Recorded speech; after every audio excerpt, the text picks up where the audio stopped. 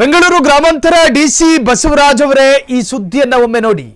ಗ್ರಾಮಾಂತರ ಜಿಲ್ಲಾಡಳಿತದಲ್ಲಿ ಹೆಂಗೆಲ್ಲ ಲಂಚಾವತಾರ ನಡೀತಿದೆ ಅನ್ನೋದನ್ನ ನೀವು ಒಮ್ಮೆ ಪರಿಶೀಲನೆ ಮಾಡಬೇಕು.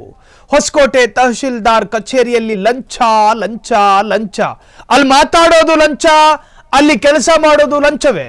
ಕಾಸು ಕೊಟ್ಟಿಲ್ಲ ಅಂದ್ರೆ ಹೊಸಕೋಟೆ ತಹಶೀಲ್ದಾರ್ ಕಚೇರಿಯಲ್ಲಿ ಫೈಲ್ ಮೂನು ಆಗಲ್ಲ, ಫೈಲ್ ಟೇಬಲ್ ಇಂದ ಅಲ್ಲಾಡಲ್ಲ. ಹೊಸಕೋಟೆ ತಹಶೀಲ್ದಾರ್ ಸೋಮಶೇಖರ್ ಅವರೇ, ಏನಿದು ನಿಮ್ಮ ಆಫೀಸ್ನಲ್ಲಿ ಲಂಚಕಾಂಡ? ಇಷ್ಟೊಂದು ಭ್ರಷ್ಟಾಚಾರ ನಡೀತಾ ಇದ್ರೂ ಕೂಡ ಏನ್ ಮಾಡ್ತಾ ಇದ್ದಾರೆ ನಿಮ್ಮ ತಹಶೀಲ್ದಾರ್? ಕಚೇರಿಯಲ್ಲಿ ನೌಕರರನ್ನ ವಸೂಲಿಗೆ ಬಿಟ್ಟಿದ್ದಾರಾ ತಹಶೀಲ್ದಾರ್ ಅವರೇ? ಹಾಗಾದ್ರೆ ಏನ್ ನಡೀತಾ ಇದೆ? ನಿಮ್ಮ ಕಚೇರಿಯ ಸುತ್ತಲೂ ನಡೆಯುತ್ತಿರುವುದು ಜನಪರ ಕೆಲಸನ, ಜನರ ಕಾರ್ಯಗಳ?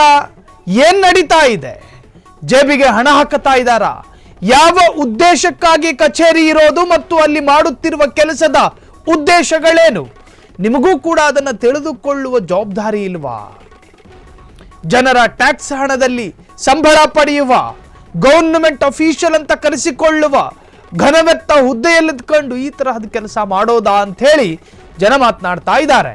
ಬೆಂಗಳೂರು ಗ್ರಾಮಾಂತರ ಡಿಸಿ ಬಸವರಾಜ್ ಅವರೇ, ಈ ಸ್ಟೋರಿ ಅಥವಾ ಈ ಡೆವಲಪ್ಮೆಂಟ್ ಅನ್ನ ಗಮನಿಸಬೇಕು. ಗ್ರಾಮಾಂತರ ಜಿಲ್ಲಾಡಳಿತದಲ್ಲಿ ಹೇಗೆಲ್ಲ ಲಂಚಾವತಾರ ನಡೀತಾ ಇದೆ ಅನ್ನೋದನ್ನ ಪರಿಶೀಲನೆ ಮಾಡಬೇಕು. ಇನ್ನು ಹೊಸಕೋಟೆ ತಹಶೀಲ್ದಾರ್ ಕಚೇರಿಯಲ್ಲಿ ಲಂಚದ ಹೆಸರು ಕೇಳಿ ಬರುತ್ತಿದೆ. ಕಾಸು ಕೊಟ್ಟಿಲ್ಲ ಅಂದ್ರೆ ಹೊಸಕೋಟೆ ತಹಶೀಲ್ದಾರ್ ಕಚೇರಿಯಲ್ಲಿ ಫೈಲ್ ಮೂವ್ ಆಗೋದಿಲ್ವಂತೆ. ಹೊಸಕೋಟೆ ತಹಶೀಲ್ದಾರ್ ಸೋಮಶೇಖರ್ ಅವರೇ, ಏನಿದು ನಿಮ್ಮ ಆಫೀಸ್ನ ಕರ್ಮಕಾಂಡ ಅಥವಾ ಲಂಚಕಾಂಡ? ಇಷ್ಟೊಂದು ಭ್ರಷ್ಟಾಚಾರ ನಡೀತಿದ್ರು ಕೂಡ ಏನ್ ಮಾಡ್ತಾ ಇದ್ದಾರೆ ತಹಶೀಲ್ದಾರ್? ಕಚೇರಿಯಲ್ಲಿ ನೌಕರರನ್ನ ವಸೂಲಿಗೆ ಬಿಟ್ಟಿದ್ದಾರಾ? ತಹಶೀಲ್ದಾರ್ ಅವರೇ, ನೀವೇ ಉತ್ತರ ಕೊಡಬೇಕು. ಹಾಗಾದ್ರೆ ಏನಿದು ಲಂಚಕಾಂಡ? ಇದರ ಮುಂದುವರಿದ ಭಾಗವಾಗಿ ಇದು ಹೊಸಕೋಟೆ ತಹಶೀಲ್ದಾರ್ ಕಚೇರಿಯ ಕರ್ಮಕಾಂಡದ ಸುದ್ದಿ. ಇನ್ನು ತಹಶೀಲ್ದಾರ್ ಕಚೇರಿ ಕರಪ್ಷನ್ ಕೇಳಿದ್ರೆ ನಿಜಕ್ಕೂ ಕೂಡ ಒಂದು ತರಹದ ಆಘಾತವೇ ಸರಿ. ಹೊಸಕೋಟೆ ತಹಶೀಲ್ದಾರ್ ಕಚೇರಿಯಲ್ಲಿ ಮಂಜೂರಾತಿ ದಾಖಲೆಗೆ ಕೊಡಬೇಕಂತೆ ಲಂಚ. ತಹಶೀಲ್ದಾರ್ ಕಚೇರಿ case worker Anji manager Lakshmi ಕಳ್ಳಾಟ ಬಯಲಾಗಿದೆ. ಆಂಜಿ ಲಕ್ಷ್ಮಿ ಸಂಬಳ ತೆಗೆದುಕೊಳ್ಳೋದು ಕರ್ನಾಟಕದಲ್ಲಿ, ಆದರೆ ತಹಶೀಲ್ದಾರ್ ಕಚೇರಿಯಲ್ಲಿ ಲಂಚ ಕೇಳೋದು ಮಾತ್ರ ತೆಲುಗಿನಲ್ಲಿ.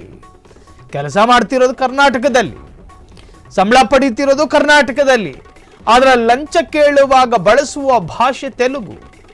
ಜನರಿಗೆ ಅರ್ಥ ಆಗಬಹುದು ಅನ್ನೋ ಕಾರಣಕ್ಕೂ ಗೊತ್ತಿಲ್ಲ. ಭೂಮಿ ಮಂಜೂರಾತಿ ದಾಖಲೆಗೆ 1 ಲಕ್ಷ ಹಣಕ್ಕೆ ಬೇಡಿಕೆ. ಮೊದಲ ಹಂತದಲ್ಲಿ 50,000 ಹಣ ಪಡೆದ ಭ್ರಷ್ಟರ ಟೀಮ್. ಹಾಗಾದ್ರೆ ಇವರ ಲಂಚ ತೆಗೆದುಕೊಳ್ಳುವುದು ಮತ್ತು ಕೊಡುವ ವಿಧಿವಿಧಾನ ಇದೆಯಲ್ಲ, ಆ ಸಂಸ್ಕಾರ ಇದೆಯಲ್ಲ, ನಿಜಕ್ಕೂ ಕೂಡ ನೀವು ಕೇಳಿ ಪಾವನರಾಗ್ತೀರಿ. ಹಾಗಾದ್ರೆ ತೆಲುಗು ಸಂಭಾಷಣೆ ಈ ಲಂಚದ ವಿಚಾರವಾಗಿ ಒಂದ್ಸತಿ ಕೇಳಿಸ್ಕೊಂಡು ಬನ್ನಿ. నేనిగో ఇక్కడ టీ తాగేకి వస్తుంది కిందికి. రెడీనా? ఓకే ఇచ్చేపియనా? అది కూడా నువ్వు మొత్తానికి ఏమి ఇచ్చేదొద్దా?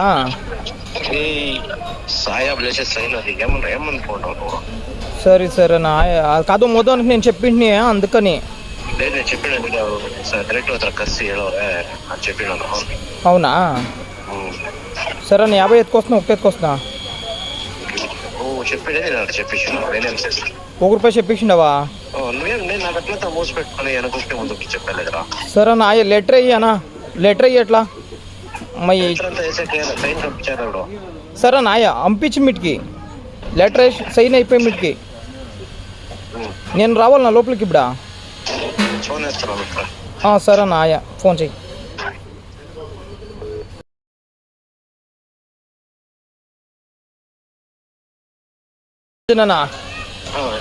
నేనిగో ఇక్కడ టీ తాగేకి వస్తుంది కిందికి.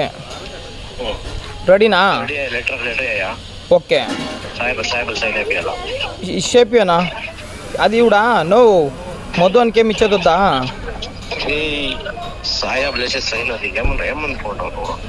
సరే సరేనా? కాదు మొత్తానికి నేను చెప్పింది అందుకని. అవునా? సరే నేను 50 ఎత్తుకొస్తున్నా, 1 ఎత్తుకొస్తున్నా. 1 రూపాయి చెప్పించినావా? సరే నా లెటర్ అయ్యానా? లెటర్ అయ్యట్లా సరే నాయ పంపించి మీటికి లెటర్ వేసి సైన్ అయిపోయి మీటికి నేను రావాలన్నా లోపలికి ఇప్పుడా? ఫోన్ చేస్తా. ಕ್ಷಣ ಕ್ಷಣದ ಸುದ್ದಿಗಳಿಗಾಗಿ ಫ್ರೀಡಂ ಟಿವಿ ಸಬ್ಸ್ಕ್ರೈಬ್ ಮಾಡಿ, ಲೈಕ್ ಮಾಡಿ ಹಾಗೂ ಫಾಲೋ ಮಾಡಿ. ಹೊಸ ಸುದ್ದಿಗಳ ನೋಟಿಫಿಕೇಶನ್ಗಾಗಿ ಬೆಲ್ ಐಕಾನ್ ಮೇಲೆ ಕ್ಲಿಕ್ ಮಾಡಿ.